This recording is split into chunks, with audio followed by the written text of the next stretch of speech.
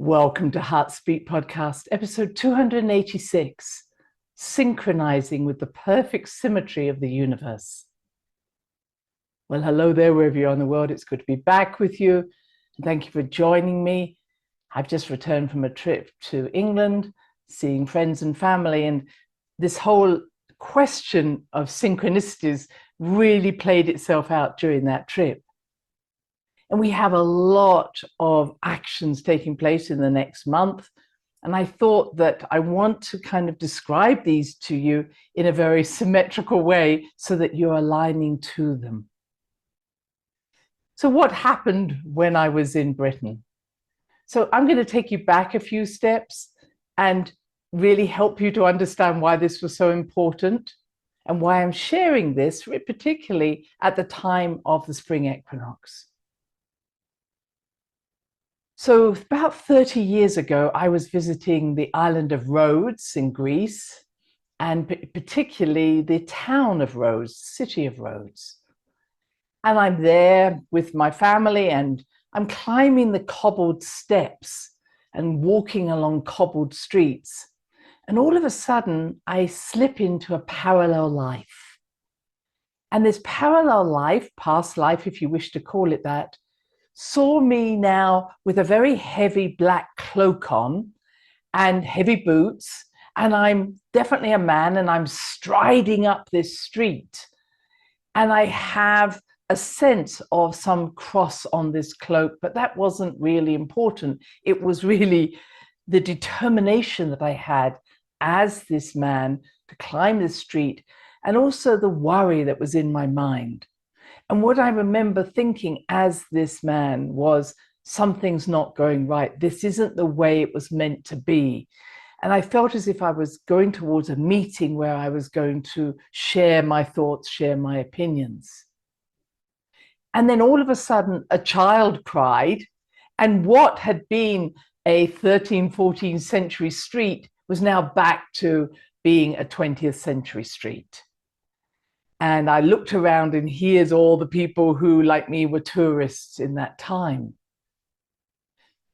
But as I reflected on that slip into that parallel life, it reminded me, or perhaps brought sense to me, as to why at the age of 11 in this life, I had joined what is known as the St. John's Ambulance.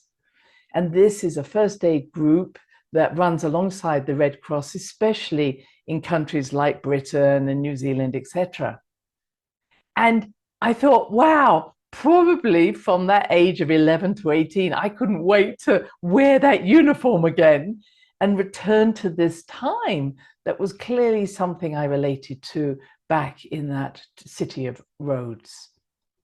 And what I understood was that back in the 11th century in Jerusalem, it was very common for people to take pilgrimages, as it is even today, to sacred sites. And one of the pilgrimages was to go to the Holy Land, especially to Jerusalem. And if you were going to go there, you needed to have people who would take care of you who got sick or along the journey, or even if when you arrived in the Holy Land. And that's why the Order of St. John Hospitallers was set up at that time. And soon after, the Catholic Church, the Christian Church, took over this area of the Holy Land. And so it became more of a Catholic order, where previously it had been an order for everybody. So I, as a hospitaller, was helping anybody, whatever your religion. It was just merely that you were a pilgrim. And what then went on was that this Order of St. John became more militarized, as they all do, and merged somewhat with the Knights Templars, of whom I have also made those connections. But they had tendency to be more associated with a red cross rather than mine, this silver black cross. And what then happened was that these hospitallers went on, they moved to Cyprus after they were somewhat kicked out of the Holy Land.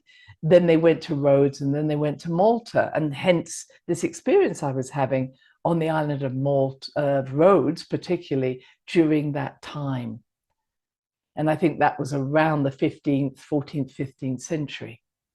Eventually, they ended up, as I say, in Malta. And I had visited the vast hospital that is still there in Valletta on the island of Malta.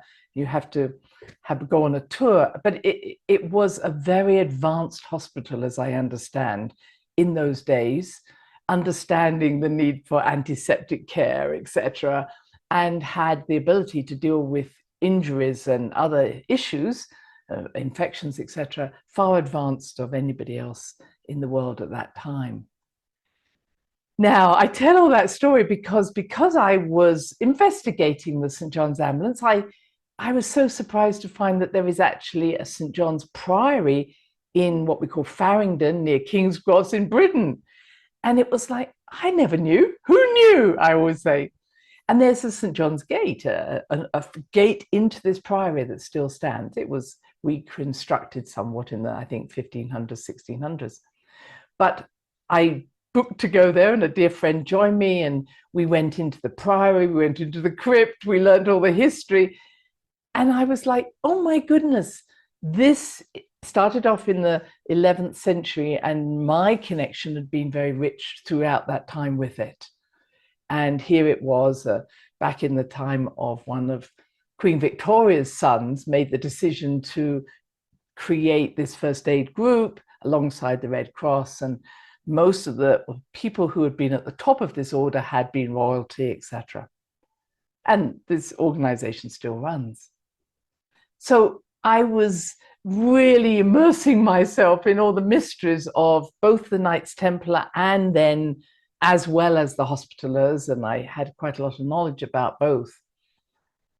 And then on another day, I invited a friend to come and join me to walk or to visit one of the places on what we call the Belinus or the Ellen line, which go north-south of Britain, rather than the ley line, which is known as the Mary Michael line, that crosses really west to east.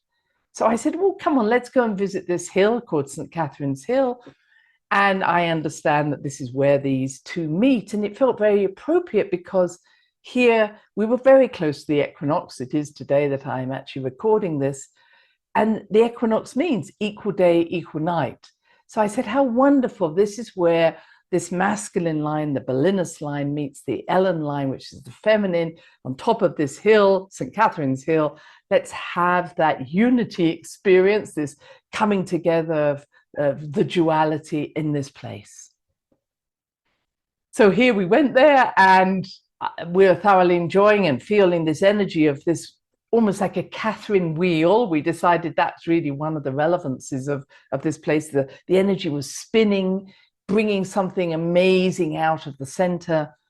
And then we look across, and there is a labyrinth. In fact, an identical labyrinth to the Chartres labyrinth, which is a 13 rooted labyrinth. I can't think of the right word, but through 13 pathways labyrinth. And I said, well, fancy the Buddha-Chartres labyrinth, because it's not the most common labyrinth and they're quite complex, but it was there. And as we look down the hill, here is this beautiful Norman church, or Norman chapel, as I learned it was. And this was called the Church of the Holy Cross, and it was connected to the Hospitallers. And it was set up by some of the high ups in the Knights Templar back in the 1300s or 1200s to give alms and food and meet the needs of the people in that time in and around the city of Winchester, which is in the south of England and was originally the capital of Britain, or capital of England at least. So I'm telling you all of that because I couldn't believe that here I am 2 days after I'd had one revelation, being taken to a place in a synchronous way to literally explore another part of this cycle. So you might say, well, what does this matter? Why bother? So first of all, let's just say, yes, the 20th of March is the spring equinox here in the Northern Hemisphere. And that is equal day, equal night. But it represents the return of the sun to the earth. And if you're lucky enough to be in Chichen Itza in Mexico, and you are there by the pyramid that is there. This pyramid has been designed specifically with a feathered serpent at the bottom and a great head at the top of this pyramid. And as the sun is setting, you literally can imagine, because of the design, that this serpent is winding itself down the pyramid steps until it enters into the head of the feathered serpent. And this is Kukulkan, or for some people it might be Quetzalcoatl, but the feathered serpent represents the guardian, the patron, the god of life. So bringing that life force down to the earth, the return of Kukulkan is everything's going to be abundant now. Everything's going to be wonderful now. And this is an experience I haven't had, but I know it is a magical experience. And to be able to design the steps of this pyramid so that they are triangles that represent and look like, as the sun's shadow touches it, like a serpent coming down, is magical. And again, I'm trying to say, this is symmetry. This is universal design on earth, heaven on earth. And I think this is really the story of our times, bringing heaven onto earth. And throughout the sacred sites I visit, this is the magic I see. How do we bring a cosmic plan onto earth and create it? And I just want to say that I've produced a Earth Mysteries video on Angkor Wat that we just visited, very much creating a mandala of the beauty of the cosmos here on earth. So do watch out for that. It's going to be published very soon.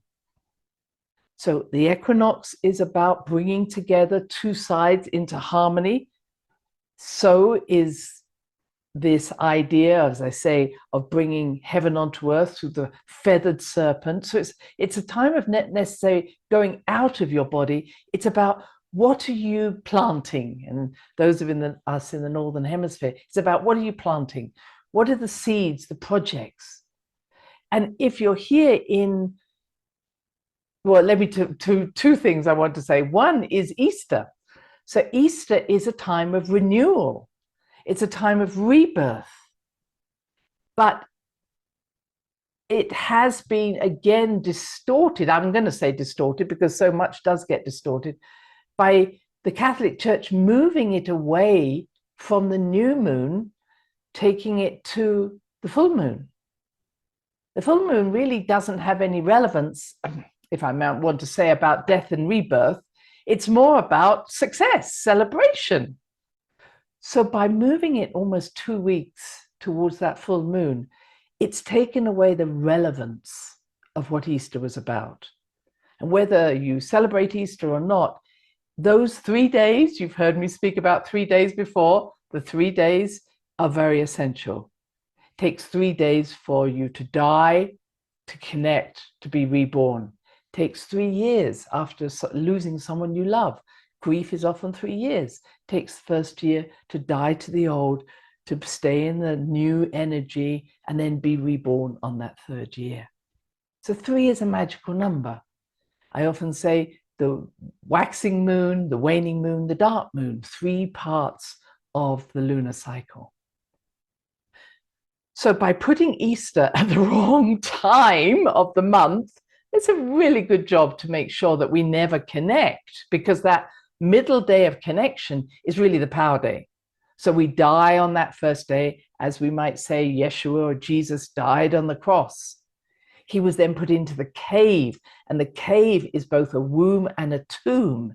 So he went into the cave where he connected to all that he was, to the great mother, to the ocean of possibilities, whatever you want to call it, and then was reborn, but now into his light body.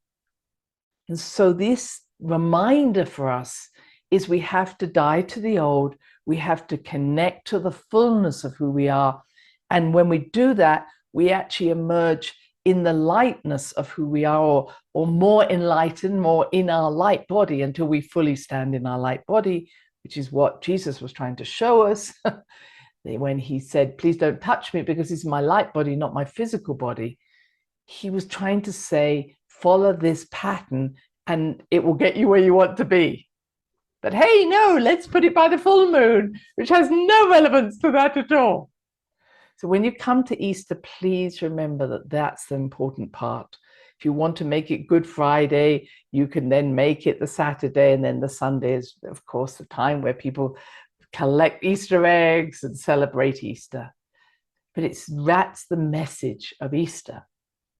Well, so we're moving on, and I'm still going to come back to Chartres and talk about that. But then on the 8th of April, and again, we'll be talking to you before then, but is this total solar eclipse that just happens to be going across a lot of the more eastern side of the United States, coming up through Mexico, out through Canada. And obviously there are other countries it's going to cross. Why is this important? What's a solar eclipse? A solar eclipse is when the moon exactly covers the sun from our perspective on the earth. And all we see is a ring of light around it. What does it symbolize? It symbolizes, guess what? Letting go, going into the darkness, the deepness, being introspective, and then being reborn as we see the sun again. Fantastic. Wonderful connection here. And symmetry, do you think there's symmetry in this? Oh, yes. The sun is 400 times larger than the moon, but it's also 400 times further away than the moon. So from our perspective, the moon is able to actually fully cover the face of the sun. Who did that? Unity consciousness. That's magic. That's symmetry. What I'm wanting to say is that when we get it right, we flow synchronistically. In other words, when we're open to new ideas, when we're willing to let go of what we thought we were here for, when we're willing to let go of the old, everything lines up. Synchronicity, timing, placing, just as I had that experience. But when we're holding on to the old, we're not going to let go. No, you can't make me die on the cross. No, you can't make me let go. Make me let go. Or I stay in the darkness for far too long. I like being in this place of nothingness. Or we run out into the sun too quickly, or out into the sunlight too quickly. It's like the caterpillar that doesn't want to die, the energy of the cocoon that doesn't want to be reborn, or the butterfly that's born far too quickly and dies because its wings aren't formed. So timing is everything, but each stage is important. And we keep doing this on our breath, out breath, hold, in breath. Doesn't matter. It's there all the time.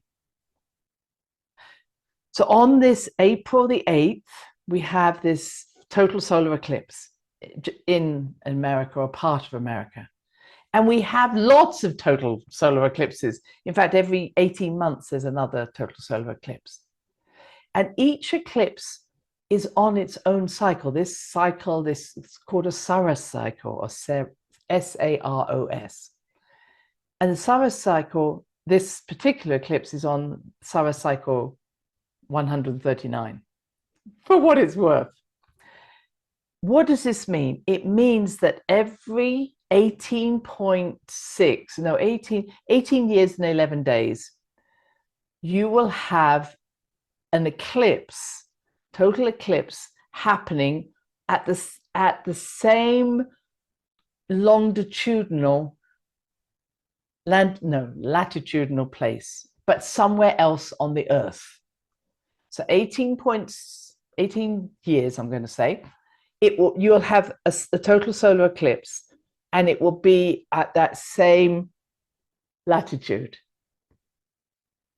However, every 3 times a Saros cycle, 54 years, it will be in the same place as it was for 54 years before.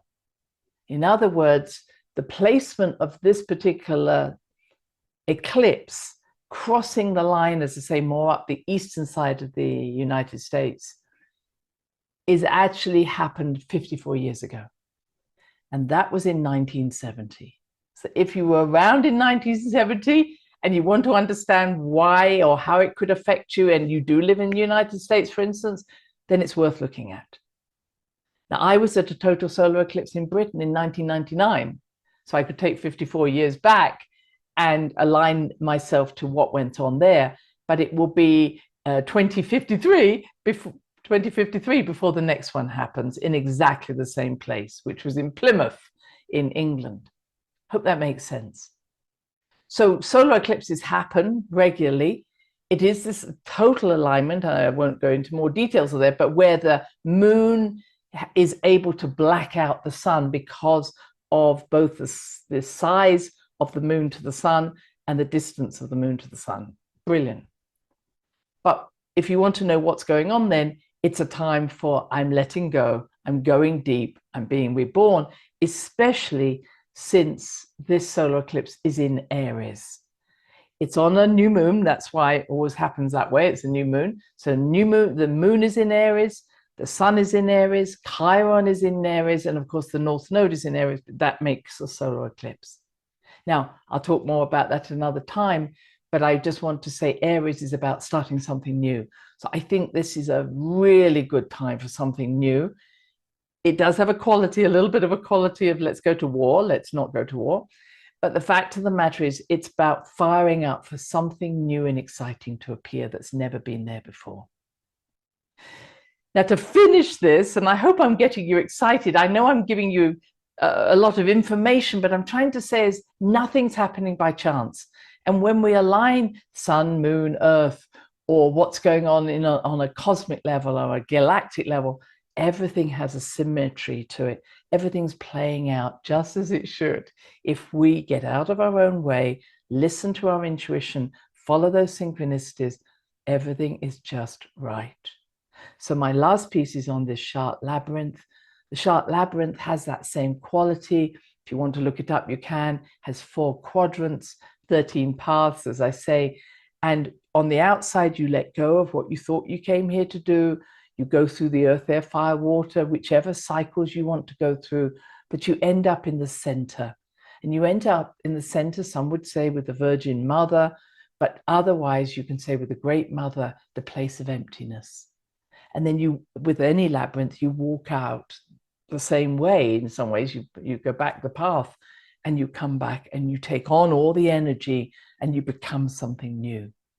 So you're letting go into the nothing. You are then reborn out of the nothing into everything. And it is said that that's why the Knights Templar, the knights who were going off to the pilgrimages, off to the Jerusalem or the Holy Land, would stay in this place, the Hospitaler's Place that I was mentioning, Hospital of the Holy Cross. But they would then, before they went to battle, they would go and walk the labyrinth and they would bring themselves into balance with the highest energy of the universe, letting go of what they thought it was about and aligning to the symmetry of the universe up on this hill. And if you go to Chartres Cathedral had many iterations to it. It was often burnt down, etc., because of fires and being built of wood. But if you go to Chartres Cathedral, it was built again by the Knights Templar in the 13th, 14th century and has been added to.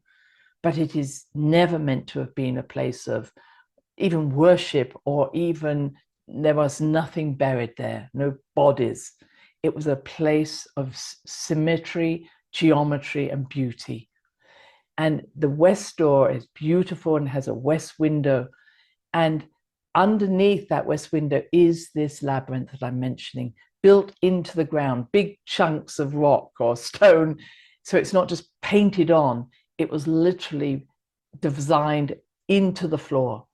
And it is said that if you take the west wing, this beautiful stained glass window in the west, which represents the divine light, and you bend it down, it completely covers beautifully the Chartres labyrinth that's on the floor. And it represents, the labyrinth represents our journey in life. And the window represents the divine light that is guiding you. And I just love that. So I'm going to finish with that. I hope I've given you some inspiration. The divine light is always with us. When we step out of our smallness, when we tap into that, because we have that divine light in us, and then our journey is guided all the way, and we cannot be inspired, not be inspired, and live in those synchronicities because we are carrying that divine light. Wishing you a happy time, and we will talk next week. Take care now. Bye-bye. Thanks for listening to the HeartSpeak podcast with Dr. Christine Page. Please check out all HeartSpeak episodes in the podcast archive section on www.christinepage.com. HeartSpeak is also available on iTunes, Spotify, Google Podcasts, Tumblr, and now playing on Amazon Music and iHeart Radio. You can also watch the archive podcast on Christine's channel, on YouTube, and now on Rumble. Connect with Christine on Instagram, LinkedIn, and Facebook group, The Great Mother Calling. Do share with family, friends, colleagues. Join us next time for another edition of HeartSpeak.